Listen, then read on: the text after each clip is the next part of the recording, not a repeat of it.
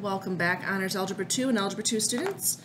We are actually on lesson 6.1 in your student journals on page 156. So this whole unit is about something called exponentials and logs. So you might have had a little bit of prior knowledge with this in Algebra 1. You've probably looked at exponential functions and maybe even know a little bit more about them, about what their function looks like, what their graph looks like, what makes an exponential function special. So those are all things that we're going to review, and then we're going to add on in this unit, we are going to add on something called logarithmic functions. And what a log function, for short, is basically just the inverse of an exponential function. And so we're going to kind of learn a review of exponential functions for those of you who have remember a little bit more about it, and then also kind of an extension with this logarithmic functions. All right, so let's go ahead and get started. So first and foremost, exponential functions. What we're looking at is kind of like a general format for an exponential function. So what makes an exponential function special? Kind of like what makes a linear function special is the fact that it follows y equals mx plus b. What makes a quadratic function special is the fact that it has x squared as its highest power. Square root function has a root, radicals, a square root sign. What an exponential function has, so a and b are numbers, what an exponential function has is the variable is your exponent. And so that's how you can kind of stand out, how you can tell an exponential function from any other function that you're dealing with, is that the variable, your x value in most cases, is your exponent. So in this scenario, we do need to understand that a cannot equal 0. So for example, if a equaled 0, remember what would happen here, right? If this were 0, 0 times anything would result in 0, and therefore it would be a straight horizontal line, and therefore not exponential. So when we have this scenario, a cannot equal 0, and also b has to be greater than 1. So this b value is what we are going to call our exponential growth or decay factor. So you're seeing some of these words here, growth factor, decay factor down here. So this b value is what your function, how your function is growing or increasing or decreasing. And so in our scenario here, our b value has to be greater than 1. If we're talking about an exponential growth equation. So this is for exponential growth functions, is where our b value is greater than 1. And so what I mean by that is we're going to have a function. For those of you who are a little bit more, or remember a little bit of this from Algebra 1, what your exponential function would look like is something like this. So an exponential function kind of starts off slow if it's a growth. So it's an increasing function. It starts off slow and increases really rapidly. So this b value is what we call our growth factor.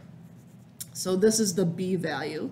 And what makes this b value special is that we represent when it's growth, it means it's increasing. So in other words, the graph is going to look like this.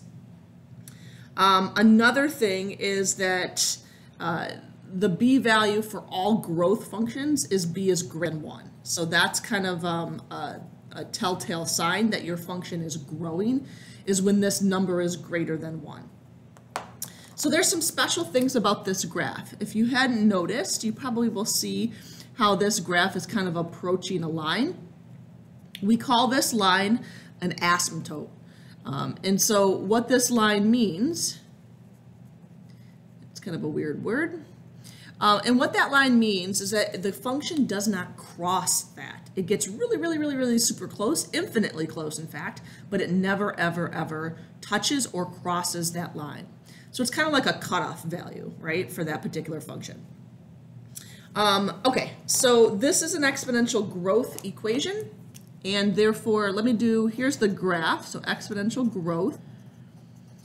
So I'm going to make up an equation that kind of represents this. So y equals, we'll do 2 to the x. So what I want you to gather here is that kind of relate back to this lovely equation here.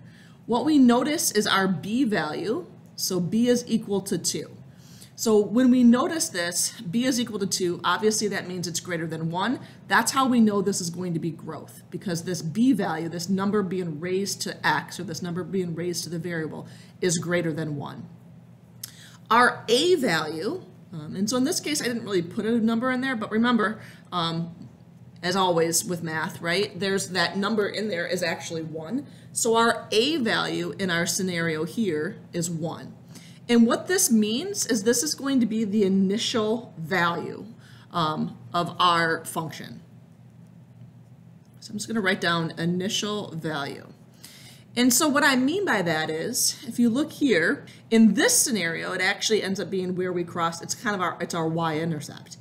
Now, when we start shifting this function left and right and up and down and doing some vertical and horizontal stretches, then that changes a little bit, okay? But what I want you to understand is this is kind of going to be where we start our graph. So when we do transformations on this particular function, which we will, we're shifting it left and right and up and down and so forth, we're always going to start with this initial value here and then shift from there. So if our a value is 1, we're going to start at 1 and then shifting. If our a value is 20, we're going to start at 20 and then start shifting.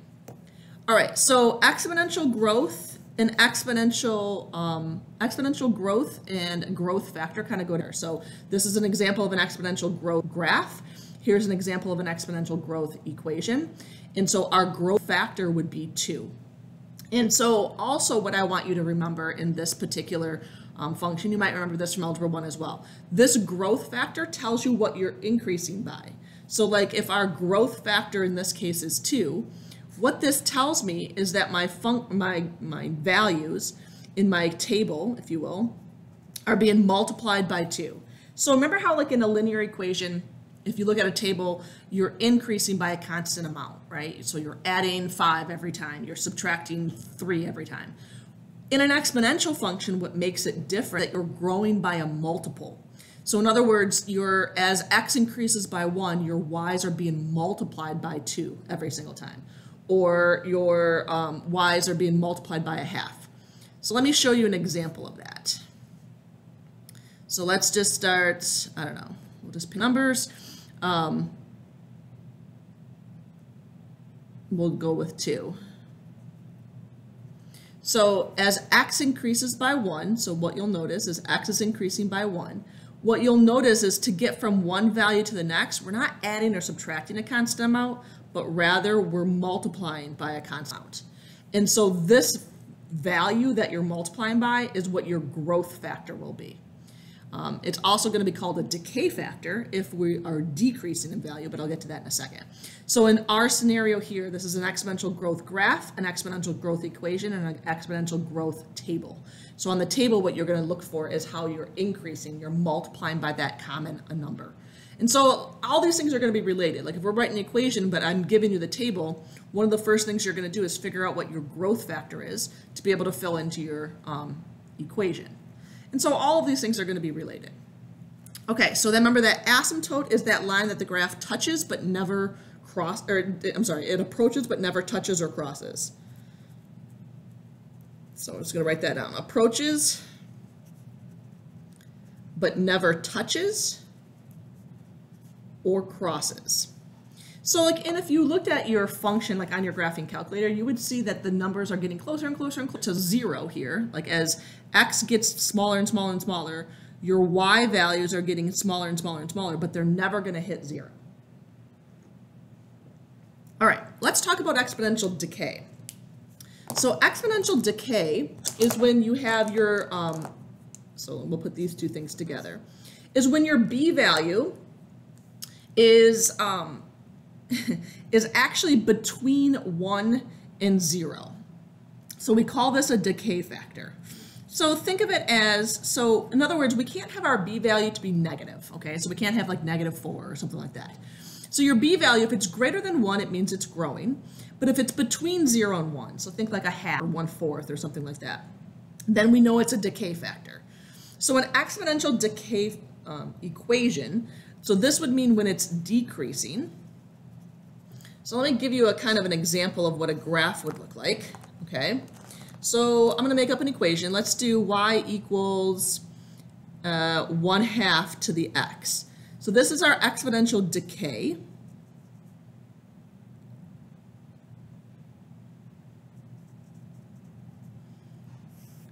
So again, this is going to be our equation. Our a value in the problem is 1. So that's going to be our starting point. Our growth, or actually our decay factor is 1/2 because it's between 0 and 1. So that tells me that my graph is decreasing. And it has very similar features. The only difference is that the graph is going down from left to right rather than up from left to right. You're still going to have this asymptote.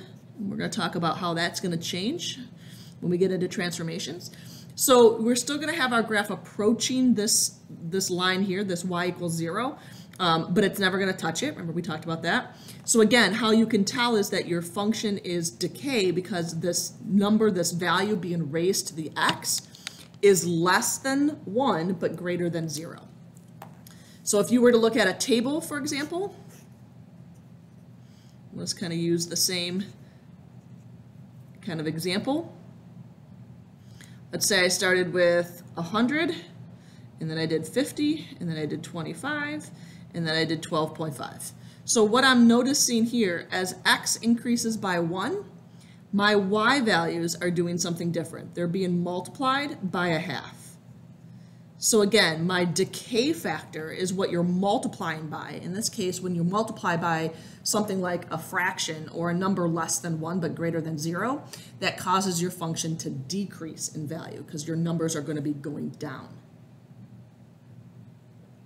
So that's basically your gist of exponential growth and exponential decay. So for those of you who this is brand new, you're going to go over this again. So exponential growth, the function is increasing. There's an asymptote at y equals 0. You have a b value or a growth factor of that's greater than 1. And then your a value is your initial value. For an exponential decay, your graph is decreasing from left to right. You still have that asymptote where it's approaching but never touching. Your b value is between 0 and 1. And your a value, this 1 right here, is still your initial value. And so we're going to talk about how we're going to change that here in a bit. And then just remember how you can tell your growth or decay factor from your table is what you're multiplying by. So if you're multiplying by a constant amount of, like multiplying by 2 or 5 or 20, that means it's growing. If you're multiplying by a number between 0 and 1, like 1/3, 4/5, 0.99, then your function is decreasing. All right, so I have a couple examples that I'd like to go over that are not in our student journals. So I had posted them on Canvas for those of you who have access to my Canvas. For those of you not, you can pause the video here and just kind of write down the problems or get a screenshot. But I'd like you to kind of, if it's helpful for you, I'd like you to grab these off of Canvas or just write them on your. So I'll give you a second. You can go ahead and feel free to pause the video and go find these notes. They're under the Canvas 6.1 section. Okay, so what I'm going to talk about here is kind of one of the more useful, I guess, versions of how we're going to use exponential functions. So we use this exponential functions a lot with money or anything that appreciates, which means it grows in value, or decreases in value, which is a depreciation. All right, so here's a couple example story problems that I'd like to go over. So it says, in 2000, the population of a city was about 1.04 million. During the next 14 years, the population increased about 2.05% each year. Write an exponential growth model, which just means equation, giving the population y in millions after t years. T years after the year 2000. In other words, they're saying our starting value is at when x is 0 or t is 0, it means 2000. Estimate the city's population in 2008. All right, so what I want to introduce you to is something called a simple interest formula. So what this means is that when we talk about kind of something growing a certain percent, so like for example, if I'm gonna buy 2.05%. So if we normally have to change this into a fraction or a decimal rather. So to do this, you would just the decimal point back 2 spots. So I would get 0.0205. If I multiply my values in my table by 0.0205, what's going to happen is my values are going to be decreasing. right? Because remember that b value is between 0 and 1 means your function is decreasing. In this situation, we know the population is growing. So to account for that, kind of like if you were at a restaurant and you know you had a $10, say your meal cost $10.52 and you had tax on it. And so rather than just multiply by 0.06, what they do is they multiply by 1.06. And that's what this is here. Because they're taking 100% of your original value, so the $10 for your bill, plus the rate at which the tax rate, or in this case, the population increase. So what I'm getting at here is whenever we have an increased population, we have to think of it as 1 plus r. So it's 100% or 1 plus the rate at which it's growing. So if we multiply just by this, then obviously it would be decreasing. All right, so for example, in this scenario, A is going to be your initial amount. So in our example, 1.04, we're going to talk about million. So 1.04 million is our initial amount. And then our rate, we're going to always write this as a decimal. So again, to take a fraction into a decimal, just move the decimal place back 2 spots, or you can divide by 100 in your calculator. T stands for years. So in this case, I'm just going to write it because it first asks me to write an exponential growth model, which just means an equation. So I'm going to leave the y and the t there because that's going to be kind of our generic equation. And the only thing I'm going to do here is I'm going to simplify my answer. So 1 plus 0.0 whatever is 1.0205 t. So this is my exponential growth model. So what I mean by that is this is my initial value. So this is where I'm starting from. So I'm starting at 1.4 million people, and I'm growing at a rate of 1.0205. So again, that growth factor, because it's growth, because it's greater than 1, is increasing in value. All right, so now what we want to do is now we can use this model to help us answer some questions. So it asked us to figure out what the population will be in 2008. So if we're starting at 2008 means that t is going to equal 8 years, because that's kind of 8 years has elapsed. So all you're really going to do in this equation is you're going to take y equals 1.04, and then you're going to go 1.0205 raised to the 8th. You're going to grab your calculator, and you're going to type this in. I would type it in exactly the way it is, all in one step, if you can see that. And that way, you're not kind of giving any kind of opportunity for error. So I got 1.2233 whatever. I'm going to round to the nearest hundredth. So I'm going to get y equals 1.22. Remember what we're talking about here. We're not talking about 1.22 people. We're talking about 1.22 million. Okay, so remember we're talking about millions here. And so that's what we're asking you to do. The next part of this says, estimate the year in which the city's population was 1.3 million. All right, so this one was a little bit different. So what they're giving you here is they're telling you what your ending value is. In this equation, we were asking for what the population would be in like 8 years, right? Well, this time I'm saying that, okay, the population is going to be 1.3 million. How many years did it take for it to get there? So you're going to take this same equation, okay? But this time what you're provided with is the y value.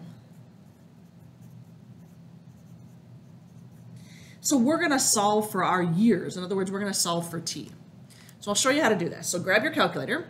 We're going to do 1.3, and then we're going to divide both sides by 1.04.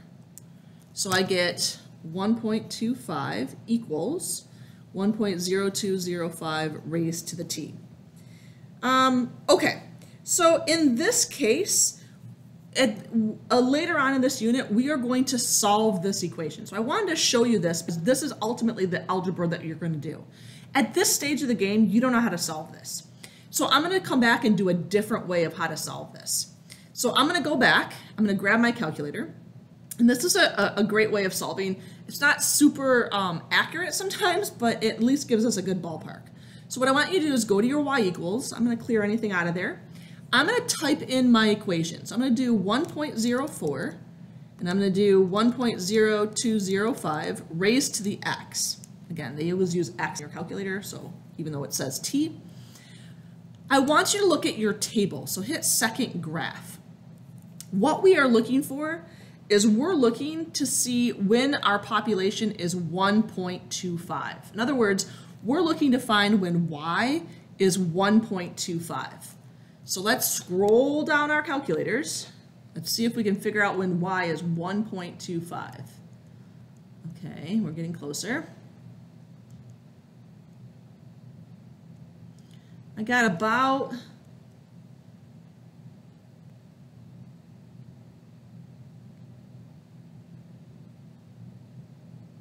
oh, I'm sorry, I lied. It's not 1.25, it's 1.3. I was looking at this one. Sorry, we're gonna look and see what the population's 1.3. So 1.3 is about 11 years. That's the first time it hits 1.3 million people. So remember, this is your input, your output. So X is representing your years here, and Y is representing your output, which is the total population. So after 11 years, your population is about 1.3 million. So again, what we did here is we solved for t and got approximately 11 years. Now that's not a great algebra way of solving that problem, and I'm going to show you, you're going to be learning that later. But this is kind of a workaround in terms of how we can use our graphing calculators to help us solve that exponential when we don't know how to solve it algebraically. All right, let's do the last one. So you deposit $8,600 into an account that pays 1.32% annual interest. Find the balance after 4 years when the interest is compounded early. All right, so I'm going to introduce a new formula for you. So this is what we call our compound interest formula. So P1 plus R over N to the NT. You will have to know this equation, okay? So here's what I want to get out of this equation. So first and foremost, it's basically the same thing that we started with our exponential function from up above. So we have that 1 plus R. The only difference here is this N value. So this is our initial amount. We call it P in this scenario. This is kind of our ending amount, which is our what our answer will be at the end. R is your rate, T is your time. What this N represents is the number of times your money is compounded per year. So when you go to a bank or something and you put money into a savings account or you put money into an IRA or a CD or anything like that, what the bank does is it compounds, it gives you interest on your money. So if you have a savings account or a checking account, you probably notice that you don't earn a whole heck of a lot of money on interest every month. But they calculate your interest every month. So what that means is it's compounded yearly, or I'm sorry, compounded monthly. So in other words, it's compounded 12 times per year. But other scenarios where interest is compounded quarterly, like a lot of times if you have larger investments, they'll give you a quarterly statement, which means that 4 times a year, they will do interest on however much money is in your account. So they compound it 4 times a year. So that's when they do their interest rates. In other scenarios, you might have a scenario in which it's compounded daily. So like every day, it calculates how much interest you earn on your account. So again, this N value just stands for the number of times your interest is compounded per year. All right, so let me show you how to do this. So it says we deposited $8,600. So that's your initial amount. So 1 plus R. R is your rate, always your rate as a decimal. So 1.32% is 0.0132. Again, divide by 100 or move your decimal point back 2 spots. Divided by N. N is the number of times it's compounded per year. Since it's compounded quarterly, that means it's 4 times a year. So I'm going to put the N in there twice, 1 here and 1 here. And then T is the number of years you're leaving that money in the account. So for example, if your parents save money for you for college, for example, they might have started an account when you were born. So at this stage, you might have 15 years of growth or 14 years of growth or however old, 16 years of growth. And so you will have that T is how much time you're leaving that money in your account. So in this case, we're leaving it in for 4 years. So I'm going to put T as 4. All right, so you can, I generally do this in 2 steps. You can do this in 1 step, it's up to you. But the important thing here is that you're doing this and that you're getting the right answer. So what I'm going to do, I always generally do what's inside the parentheses first. So I do 0.0132 divided by 4, and then I add 1 to it. So I get 1.0033. Please don't round any answers, okay? So keep them all in your calculator, don't round. Otherwise you introduce error and it becomes inaccurate. Remember, you can't do multiplication before you do powers. So we're going to take this number here, which is 1.0033, and raise it to the 16th power. So now I have that, 1.054, blah, blah, blah. And now I'm going to multiply by 8,600. So I'm just going to hit times 8,600. Now I have $9,065. Since we're talking about money, we're going to round to the nearest hundredth. So I have $9,065.49.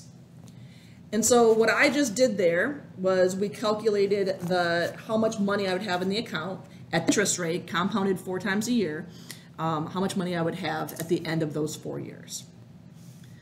All right, last but not least, I know this video is a little bit long, so I apologize, but last but not least, let's go to this next page on your student journals, which is page 157.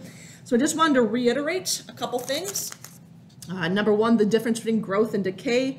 So for example, I wanted you to notice that anytime you have an equation like 1.3 to the x, or if I have y equals 1/3 to the x, I need you to remember that like this one represents growth. Why? Because your b value is greater than 1. This one represents decay. Why? Because your b value is between 0 and 1. So we could get a little trickier here. So I'll call this A and B and C.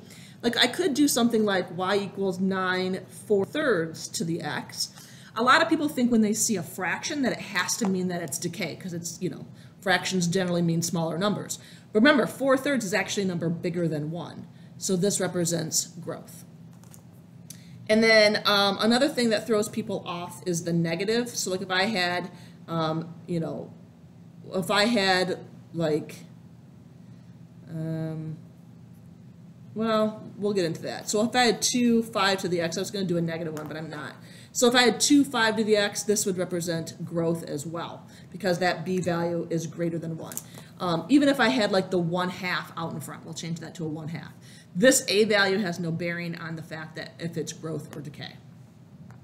The other thing I wanted just to kind of get over, to reiterate, was that compound interest formula. So we call this the simple interest formula,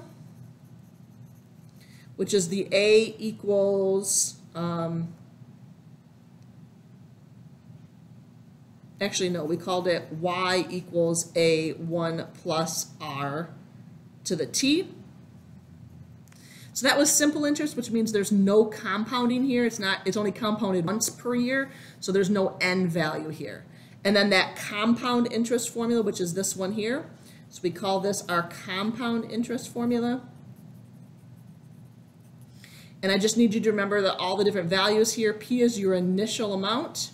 So that's kind of like your value that you're starting with, your starting value. R is your rate as a decimal.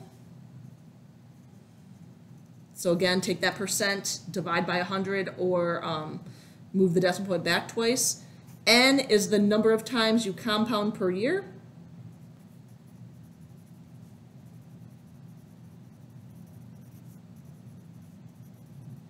And then T is your time.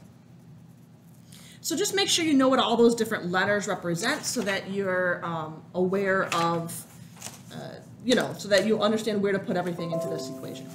All right, that's it for now. Kind of a long video, good introduction to exponentials and logs. We will get into more of this in the next video and so forth. I would practice your stuff on big ideas, come to class with any questions, and that's it for now. Bye, everyone.